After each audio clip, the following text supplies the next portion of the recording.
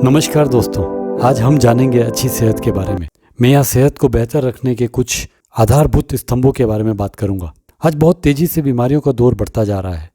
थकान, कमजोरी, खून की कमी, बाल झड़ना इत्यादि छोटी समस्याओं से लेकर डायबिटीज़, कार्डियोवैस्कुलर, कैंसर जैसी बड़ी बीमारियों का आना अब मामूली बात होती जा रही है। सही मायने में ये बीमारियां न होकर अपने शरीर के अंदर जरूरी तत्वों के असंतुलन का मापदंड है और स्वाभाविक है इसका सही इलाज भी इन तत्वों का मापदंड संतुलित बनाए रखने में ही है। मेरे आने वाले वीडियोस में मैं इन बीमारियों पर अलग से जानकारी दूंगा। फिलहाल इन गंभीर बीमारियों के मूल कारण को समझने का प्रयास करते हैं। हम सब ने विज्ञान में पढ़ा है कि हमारा शरीर कोशिकाओं सेल्स का बना हुआ है, जिससे टिश्यूज बनते हैं, मसल्स बनते हैं, ऑर्गन्स बनते हैं और सिस्टम जैसे पाचन, श्वसन इत्यादि काम करते हैं। कोशिकाओं में बनने वाली ऊर्जा से ही हमारे शरीर की क्रियाएं या कार्य हो पाते हैं। हमारे द्वारा ली गई ऑक्सीजन जो हीमोग्लोबिन द्वारा खून के माध्यम से हर कोशिका तक पहुंचती है और भोजन से प्राप्त न्यूट्रिएंट्स, प्रोटीन, विटामिन, मिनरल्स इत्यादि भी खून के माध्यम से हर कोशिका तक पहुंचकर ऊर्जा का निर्माण करते हैं। यदि यह ऊर्जा न बने कोशिकाओं के अंदर तो शरीर काम भी नहीं कर पाएगा।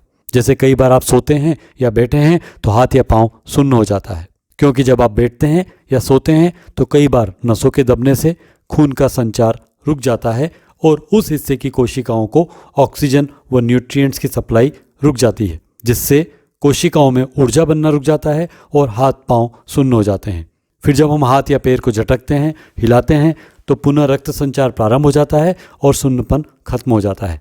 पर इसी का बड़ा रूप है पैरालिसिस यानी लकवा, जब किसी हिस्से में जाने वाली रक्त नलिका में रक्त प्रवाह ब्लॉकेजेस की वजह से रुक जाता है।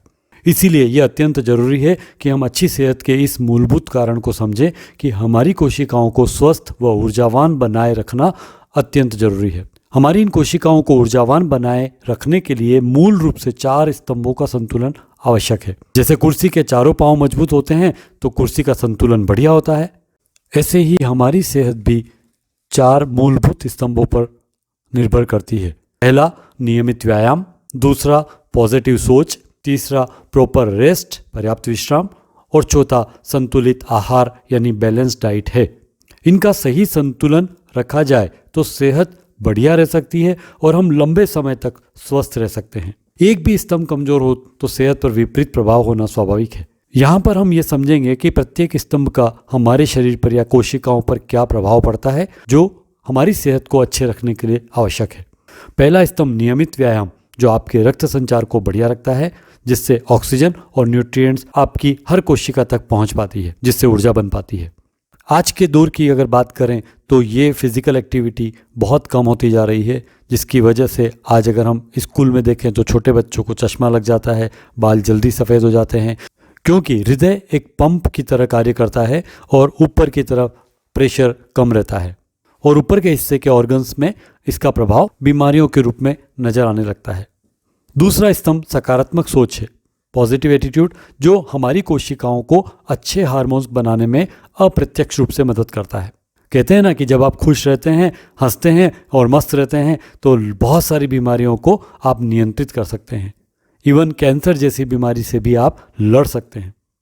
तीसरा स्तंभ पर्याप्त विश्राम।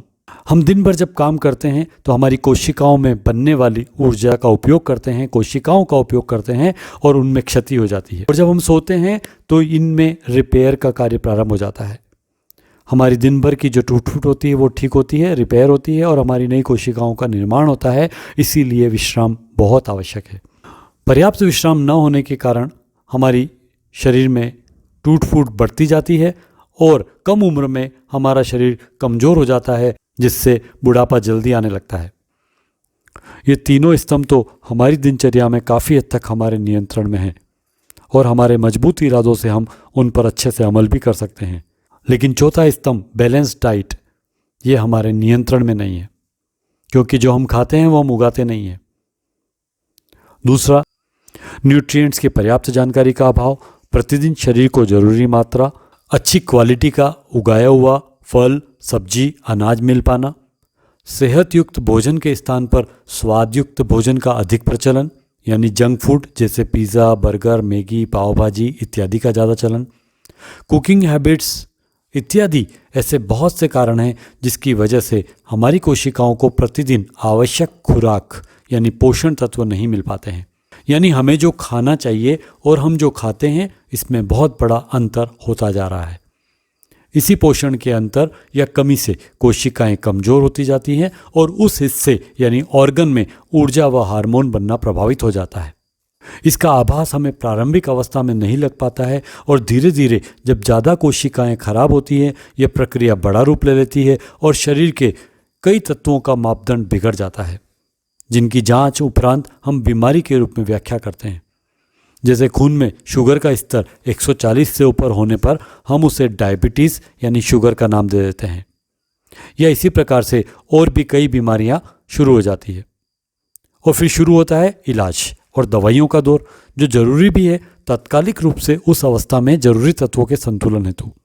परंतु यदि आपने अपनी कोशिकाओं को दुरुस्त करने व उन्हें मजबूत रखने हेतु कोई पर्याप्त ठोस कदम नहीं उठाए तो शायद यह मापदंड आगे जाकर और बिगड़ जाए और आपकी दवाई का डोज बढ़ाना पड़े।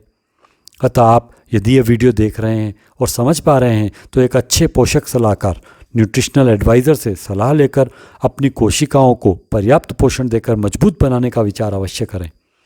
और यदि आपको लगता है कि आप स्वस्थ हैं तो बहुत ही महत्वपूर्ण है कि अभी से आप जो खाना चाहिए और जो मिल रहा है इस गैप को जितना कम कर सकते हैं सप्लीमेंट लेकर उतना कम करें। कई बार लोग सोचते हैं कि विटामिन मिनरल्स तब खाने चाहिए जब कोई बीमारी आ जाए, पर सच्चाई यह है कि पर्याप्त विटामिन मिनरल्स नहीं खाने से बीमारी आ जाती है। अगर आप एक जागरूक व्यक्ति के रूप में अभी से सही पोषण के महत्व को समझ पाएंगे तो आप अपनी सेहत को लंबे समय तक बेहतर रखने में सफल हो सकेंगे। कुछ पुरानी कहावत सही है कि पहला सुख निरोगी काया। आप स्वस्थ हैं, यही आपका सबसे बड़ा धन है। अपनी सेहत पर सही निवेश करना प्रारंभ करें। मेरे आने वाले वीडियो में मैं कुछ बीमारियों के होने के कारणों व उनके बचाव हेतु रखने वाली सावधानियों पर बात करूंगा। यदि यह जानकारी आपको अच्छी लगी हो तो आप लाइक करें, शेयर करें और मेरे चैनल को सब्सक्राइब करें। धन्यवाद।